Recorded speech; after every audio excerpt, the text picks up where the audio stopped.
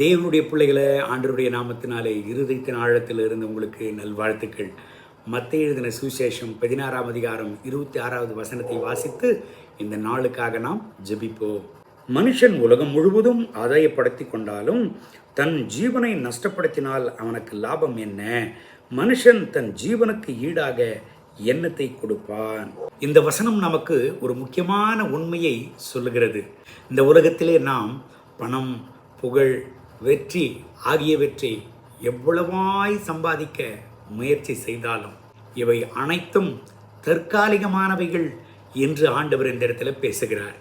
இவை எல்லாவற்றுக்கு மத்தியிலும் நம்முடைய ஆத்மாவை நாம் இழந்து விடுவோமானால் நாம் அனைத்தையும் இழந்தவர்களாகி விடுவோம் என்று ஆண்டவர் இந்த இடத்துல சொல்லிக் கொடுக்கிறார். ஆண்டவராகிய இயேசு கிறிஸ்து நம்மை நித்தியத்தை நினைக்கும்படியாக நம்மை அழைக்கிறார்.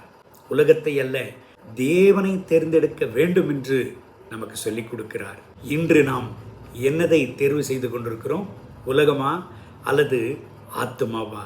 இன்று நாம் என்னதை தேர்வு செய்து கொண்டிருக்கிறோம்? உலகமா அல்லது ஜீவனையா? கடைசியில் முக்கியமானது ஒன்றே ஒன்று மட்டும்தான், நம்முடைய ஆத்மா. கண்களை மூடி கர்த்தருடைய திருப்பாதத்தில் ஜெபிப்போமா? ஆண்டவரே, இந்த உலகத்தில் நாங்கள் வாழ்ந்து கொண்டிருக்கிறோம். எங்களுக்காக இந்த மகத்துவமுள்ள வார்த்தையை நீர் பேசியிருக்கிறீர். உலகம் முழுவதும் நீ ஆதாயப்படுத்தினாலும் உன் ஆத்மாவை நஷ்டப்படுத்தி கொண்டாலும் உனக்கு லாபம் என்ன என்று சொன்னீரே. ஒவ்வொரு நாளும் எங்கள் ஆத்மாவை நாங்கள் பாதுகாத்து கொள்ள, நித்திய ஜீவனுக்கான வழியை நாங்கள் தேர்ந்தெடுக்க, உமக்கென்று நாங்கள் வாழ ஆண்டவர் எங்களுக்கு கிருபைத்தார். இந்த ஜெபத்தில் என்னோடு இணைந்து ஜெபித்து கொண்டிருக்கிற என் அன்பு தேவனுடைய பிள்ளைகளுக்காக ஜெபிக்கிறேன். இவர்களை ஆசீர்வதியும். கர்த்தருடைய மனதுருக்க இவர்கள் மேலே இறங்குவதாக.